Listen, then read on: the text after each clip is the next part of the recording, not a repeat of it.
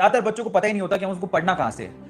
ठीक है, तो चलो अब इस सवाल का जवाब मैं आपको बहुत अच्छे तरीके से देता हूं, तो बहुत ध्यान से समझना, प्लान बनाते हैं और उसको अच्छे से नोट डाउन करना आपको। ठीक है, सो केमिस्ट्री को पढ़ना कहां से है, इस सवाल से पहले यह सवाल आता है और अपने आप को ये आपको मॉड्यूल करना है कि केमिस्ट्री में पार्ट कितने हैं। क्योंकि आप डिवाइड करके देखो, ह्यूमन माइंड, आप जब भी डिवाइड करके चीजों को याद करते हो ना, ह्यूमन माइंड आपको ज्यादा अच्छे तरीके से रिस्पॉन्ड करता है। तो पहले आप क्या करो, केमिस्ट्री को 3 पार्ट में हमें ऑलरेडी डिवाइडेड है, हमको सबको पता है, तो आप उसमें सबसे पहले inorganic chemistry, then organic chemistry, then physical chemistry. जैसे मैं बोलता हूं कि जो आपका नीट का पेपर आपके सामने आएगा, आपको बायो पहले सोल्व करनी है, फिर केमिस्ट्री सोल्व करनी है, फिर लास्ट में फिजिक्स सोल्व करनी है, इसी तरह से मैं आपको बता देता हूं कि केमिस्ट्री में भी आपको सबसे पहले 3 पोर्शन में से सबसे पहले किसको सोल्व करना है, इनऑर्गेनिक केमिस्ट्री को।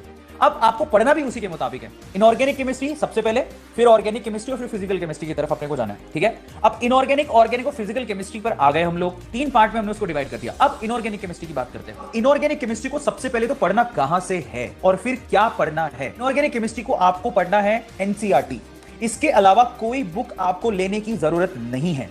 ओके, एनसीईआरटी को रीड आउट करो, इसके अलावा कोई बुक रेफर करने की जरूरत नहीं है। अब पढ़ने का तरीका क्या होगा, मैं आप सब बच्चों को बोलता हूं, एनसीईआरटी में जितने भी आपके इनऑर्गेनिक केमिस्ट्री के चैप्टर्स हैं, उनमें सबसे पहले और सबसे इंपॉर्टेंट चैप्टर है वो है केमिकल बॉन्डिंग, दूसरा वाला है इक्विलिब्रियम। ये दोनों ऐसे चैप्टर हैं जिसमें से सबसे ज्यादा सवाल पूछे जाते हैं। फिर उसके बाद नंबर आता है आपका S block, P block 11th, P block 12th, और पी ब्लॉक 12th तो अनइमेजिनेबली सबसे ज्यादा क्वेश्चन कवर करने वाला टॉपिक है।